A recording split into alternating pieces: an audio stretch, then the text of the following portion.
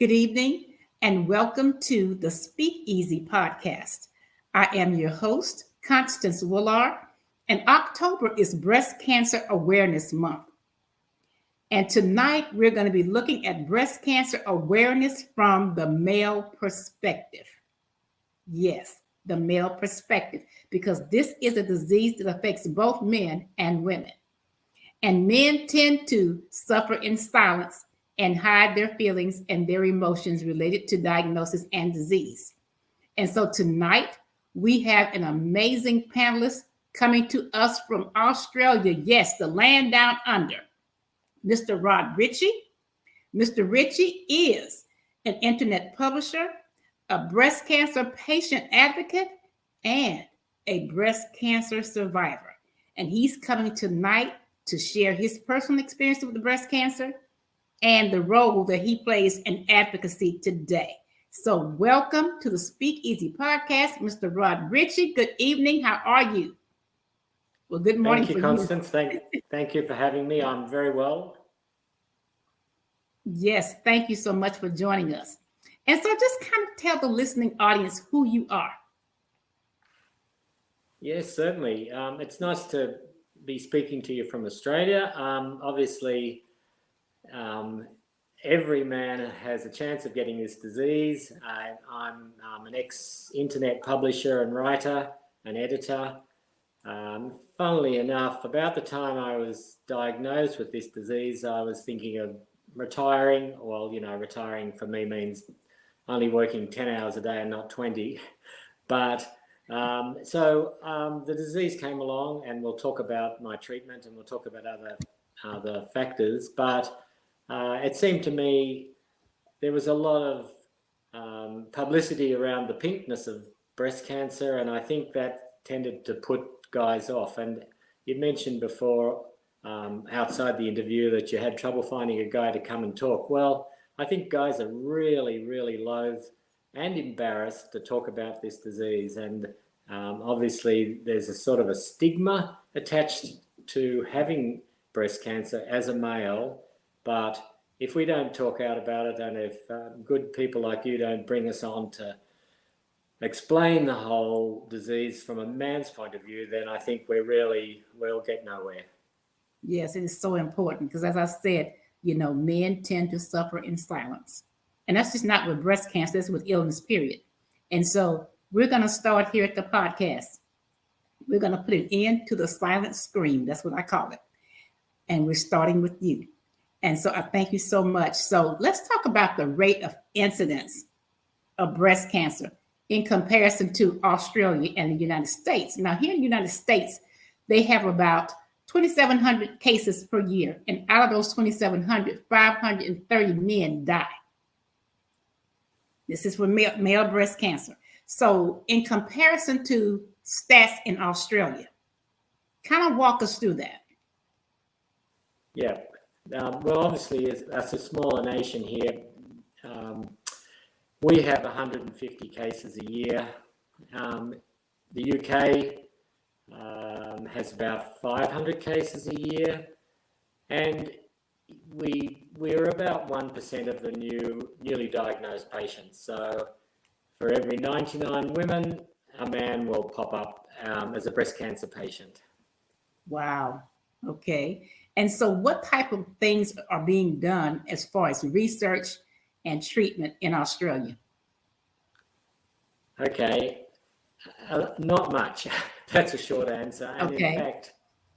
In fact, Constance, it's pretty similar in the United States, except recently the FDA in the US put in a request for people that are researching the disease to include men. That's the problem. Because of our low numbers, getting statistically relevant people signed up to be in a trial, to have research carried out, it's difficult if we don't come forward, and it's even more difficult if we're not invited. So things are improving, and there are men in trials as we speak, and there's results will come out in the years to come. Wow. And so walk us through your journey from symptoms, diagnosis, treatment, and remission. Just kind of walk us through your journey and experience with breast cancer. Okay. My problem was finding,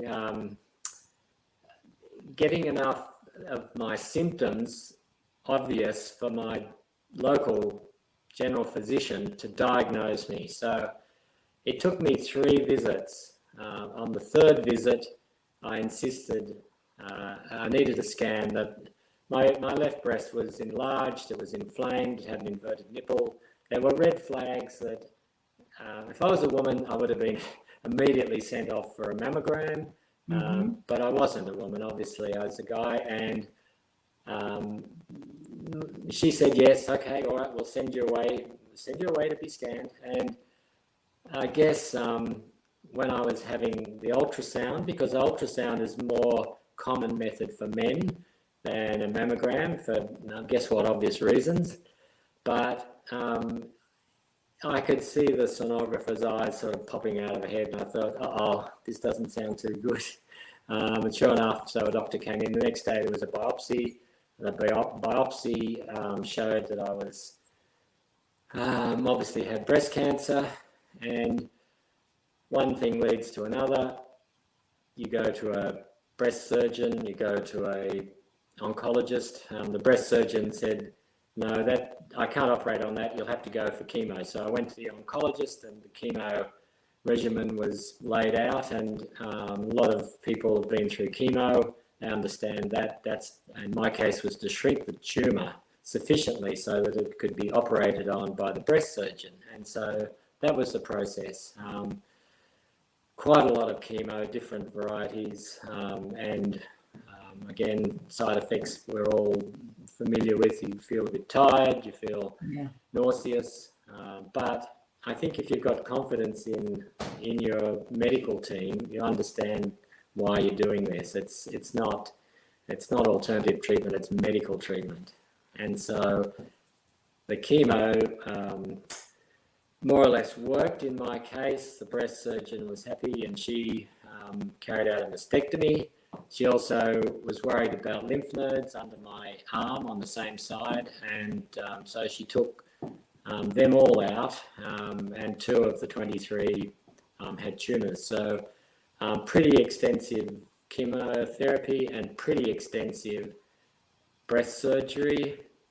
You take a while to recover from that, well, a few weeks, and then I was sent off for radiation, and the radiation was sold to me as like insurance. If we missed something, we want to try and round it up with radiation, and then all this process takes maybe 10 months, and for the last 8 years, I haven't had any sign of the disease, but I had put on a hormone blocker, and women listening in would understand or know the drug tamoxifen. So that's me and tamoxifen. Okay. And it's my treatment to date. Okay, so 8 years. And so you are an 8-year breast cancer survivor. So that is amazing. And that is something that needs to get out there and to share to the public, to let men know that, hey, even though you may be diagnosed and come down with this disease, that there is treatment available and that you can be cured. And so that's something that needs to be shared. I think a lot of men are afraid, and some women too, when they get the diagnosis, they hear the word cancer, oh my God, and they panic and they're afraid instead of just trusting the process. Trusting the process, going through the process, getting all the information that you can, decide upon a treatment regimen and go with it and pray and hope for the best. And so a cure is possible. And so thank you so much for sharing that. And so talk about your role in advocacy related to breast cancer. What things are you doing? Okay, I mentioned that I was close to retirement when I was diagnosed, and I thought after a year of treatment, I thought, well, I'd like to contribute to the debate on male breast cancer, which is really breast cancer in men, so it's really just breast cancer. And I thought, what can I do? So I started getting some training at the local cancer centre, visiting infusion rooms and just talking to patients, doing some telephone counselling. One thing led to another, and I made some connections in your country, in the United States, where, as you said, there's around 2,700 men diagnosed annually, and that's a significant number, really. And there's a couple of charities that are handling advocacy for men, so I joined them. I got offers to write articles. So I've written maybe 20 or 30 articles that are published, published worldwide, of course, the internet. And I became recently appointed president of the board of the Male Breast Cancer Global Alliance, which is based in on the east coast of the United States.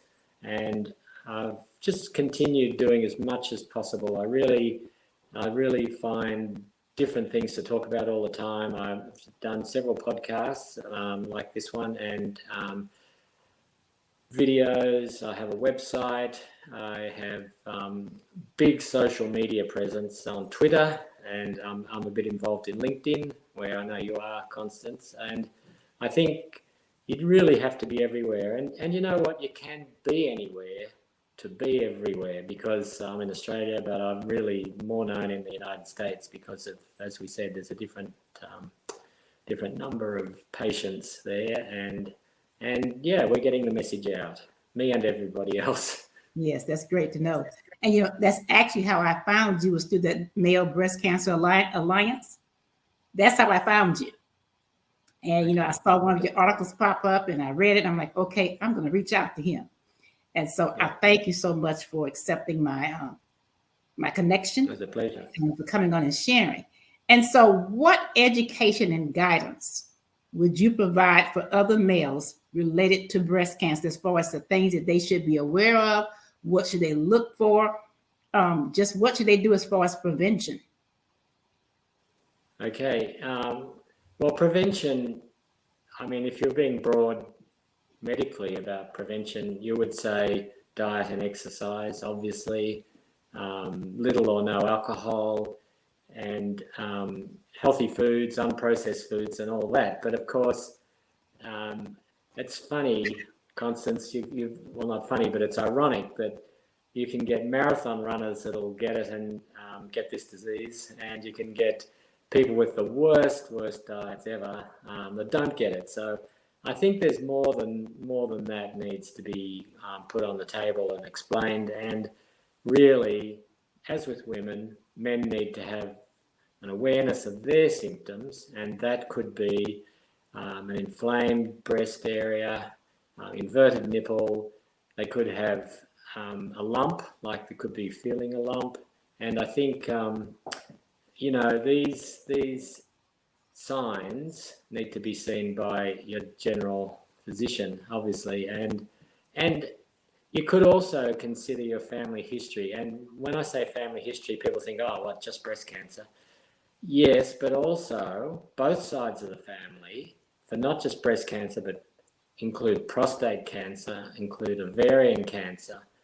And remember that these diseases can be passed by either your father or your mother, and you have a 50% chance of inheriting some genetic propensity. So look at your family history. It's often difficult. People say, oh, granny died from something, and nobody wanted to talk about breast cancer. As you know, you can imagine, and I'm sure you're very familiar with the reluctance, not just of men, but of a lot of women to come out with a family history. So just be aware of your family history, as well as looking for signs that you might have the breast cancer or a lump, or it might be benign, because a lot of men have gynecomastia, which is in fact just an enlarged breasts, and perhaps they're a bit overweight. So it's not a matter of freaking out every time you think you feel a lump, but it's a matter of being aware. Yes. Wow. Okay. And so what more can the public do to advocate for breast cancer prevention and finding a cure? What can we as the public do? Just the average layperson, what can they do? Good question. And we're in October, which some of us call Pinktober, because it's very pink wherever you go. There's something pink to buy. There's there's a fun run or there's an awareness campaign, and I'm always thought that, right, it's just so pink that, you know, where's a little bit of blue? I'm asking breast cancer charities to say, okay, perhaps acknowledge there's men out there that need awareness, because we're all aware of the fact that women can get breast cancer, but really we're not very aware of men. Some studies show maybe 30 or 35% of the population is aware. Well, that's a bit of a fail, isn't it, after all this awareness? So we ask breast cancer charities to degender their websites and not just talk about women. They maybe put a spot of blue in their pink. Maybe they'll have some pictures of men that come up on the websites. Oh, there's a man. What's that? What's a man doing there? Oh, that's right, because men get breast cancer. So, and when you go to these charity events, everyone's in pink. I tend to wear a blue T-shirt, so people go, wow, what's that all about? I say, oh no, well, I'm just a man with breast cancer. and I think that's what it's all about, sort of being good-natured. We're not trying to overdo the fact, because we're only a small percentage, but minorities, they really need to advocate for themselves. I shouldn't probably have to tell you that. Yes. Yeah, I was talking with someone just last week on my podcast, and they were saying, as far as the trial studies and the research, and, there's a higher incidence of cancer among us, period, among African Americans, but they cannot find or get African Americans to participate in these trials. And I'm like, okay, so what do we do to heighten the awareness? Because guess what? You can't get true results unless you have the true participant to help you drive those results. And so, we're just, how can we get the awareness out there about trials? We need you to come and participate, and why? How do we do that? And so, yeah, you're right. It's about being accountable for our own health. It really is. It's about self-accountability and just being accountable for our bodies and just owning our bodies. And as my panelist said last week, owning your breasts, because they're yours. Own them. And so that means when you own them, you take care of anything that you own. And so yes, you do. And I think it's the personal responsibility aspect, perhaps with a lot of other things in life. But you do have to be made aware, and I feel sorry for, men say to me, and I know African American men with this disease as well, and I do understand that African American women are particularly at a disadvantage when it comes to treatment, best practice treatment, when it comes to being included in research and trials. So, and then you go to the next stage to black men, even less, and they're just as discriminated against, I believe. And so, yes, it's taking back, bringing the power back to the person. And there's some actually really, really good advocates in the States, and I'm dealing with them all the time. And it gives me a lot of encouragement. I think this isn't the situation that's going to continue. The situation is going to improve. And I think we all have to, as patients and as advocates, we all have to understand that we can do something and things will improve. Well, I am so thankful that you decided to go outside the borders of your country and extend to the United States to join in the fight for a cure. That is just totally amazing. Because it takes, when you're dealing with issues and problems, it takes a team, it takes a tribe. It really does. And so it takes everybody coming in, something that I may think of, you may not think of, and it's to add to what we can do to heighten awareness and to one day find a cure. And so I'm not sure how the insurance system works in your country as far as health insurance. I mean, is it privatized? Is it government-based? How does that work as far as deciding, what things will be paid for, what diagnostic tests can be done, what's covered? How does that work in Australia? Okay, the system here is a mixture between the Canadian system, which we know is government-run, and the US system, which runs on private health insurance or Medicare, maybe for people that aren't insured. In Australia, it's a hybrid system. nobody misses out on treatment. Nobody pays for drugs here. That's a good thing. If you need the best practice drug, it's available. It's not necessarily the latest drug because they take a while to get approved, but generally speaking, here, nobody will go bankrupt if they've got cancer treatment. There's no huge bills. So I think that's a good thing. And I know the cost of health in the States is really, really a big factor in people's treatment. And I don't have to tell you that. Yes, yes. And, one thing that I found out just by doing this podcast this month, they've got the bigger organizations like the Susan G. Komen Foundation and the American Cancer Society, and they raise all this money. And so I was thinking that the funds they were raising, it goes to research with, to provide financial assistance to cancer patients, and it does not. It is strictly for research. So if someone is diagnosed with cancer and they lose their income, that's it. They have no resources unless they have invested in a long-term care disability policy on their job, or if they find some organization like their church that is willing to come in and help. And so I had one panelist, what she did was she formed, when she was diagnosed, and that happened to her, she lost her income.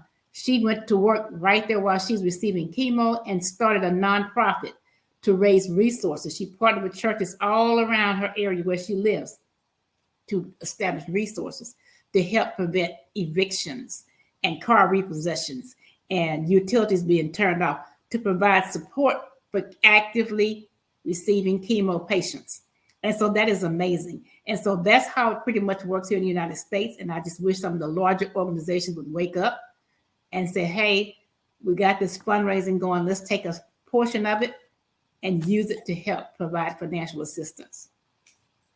And so it's good to know how your system works.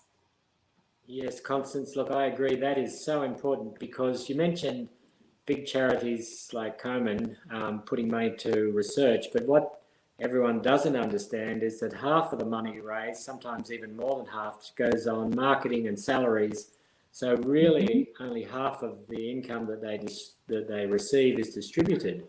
Now, I honestly agree that the best, there's a lot of duplicate research. Nothing wrong with research, don't get me wrong. But listen, the people having their car repossessed, losing their jobs, not even being able to get proper treatment, or if they can't afford $17,000 a month for the best drug, they go without. Now that's inequality, and I think at least half of the money raised should go to patients that are struggling, patients in need. And I'm glad that you're onto that. I really am. I think that's such an important aspect of it. And it's called financial toxicity. Yes. Good term. Great term. Yes. Great term. Wow. And so again, you said, very little is being done in your country as far as finding a cure and treatment. Now, on the flip side, medications are free, so that's good. People can get the treatment they need, but maybe they're not getting the latest treatment. And so what type of advocacy, or are you involved in any type of advocacy to work toward getting the best, being able to obtain the best treatment regimens for patients with breast cancer in Australia? Okay, and now it's a bit the same as in the States. People here lobby their members of Parliament, or it was Congress there, and they take submissions to government organisations. They go to, they get the charities, the breast cancer charities involved in campaigns for awareness, for fundraising, and it's really quite similar. As I said here, perhaps men aren't quite as vocal because there's less of them, because they don't like speaking out, because, as you know, guys just, they're not the best at looking after their own health, let's put it that way. But I think as long as someone's out there advocating for them and pushing their needs and explaining to the public that, as I keep saying, and it's a bit boring, but I have to say this is a genderless disease. It's not, it's a disease that men and women can get, and let's make sure everybody's included. Exactly. And so, you talked about men and things being too pink.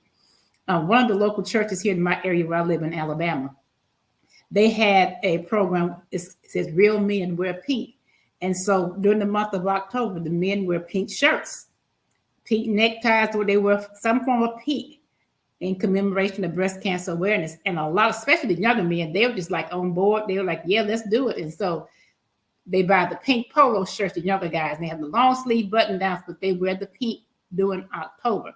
And their thing is "Real Men Wear Pink." And as a result of that, even after October has long gone, every so often I see a man with a pink shirt on or a pink polo shirt. And so it's about heightening awareness. Pink is just not for women. It's not. No, it's not. I think that's what a lot of men get caught in their minds. It's just, a feminine thing, but it's not. It's just a color, and men can wear it too. Yes, that's right. And I mean, men often wear pink to support women, their wives or their girlfriends or their siblings. But I think you're right. When it's out of the pink month and you see a guy with a pink shirt on, you think, well, there's a guy with a pink shirt, maybe they'll make the connection. But I still think you need to have more awareness and more support for guys who are stigmatized, who are very embarrassed, and really you want to reach out to them. And it's great that, through the churches that can happen. And I think we're making strides. I'm never really overly pessimistic about this. And I'm really pleased to hear where you are in Alabama, where a lot of obviously African Americans are also diagnosed, that they can receive some help, whether they're men or whether they're women. Yes. And so we have a local organization here in Montgomery called Tickle Pink. And they host a big event every year in October for breast cancer awareness. And they raise all this money. But I don't hear of any funding that they do as far as helping, assisting. The only thing I know they do is they have a drawing, and they may take and treat 10 women to a spa package and getting their hair done, something like that. But I never hear about any resources as far as helping them financially. So I'm going to have to research that and find that out. But Rod, I thank you so much for coming here to the Speak Easy and sharing your experience and talking about your advocacy. I thank you so much. Well, thank you for having me, Constance. It's a real pleasure. It's lovely to meet you. And as I said, when you get to Australia, we'll go have a look at stuff. We'll have to connect. And so to our listening audience, thank you so much for tuning in. And may God continue to bless you richly today, tomorrow, and always. Thank you so much.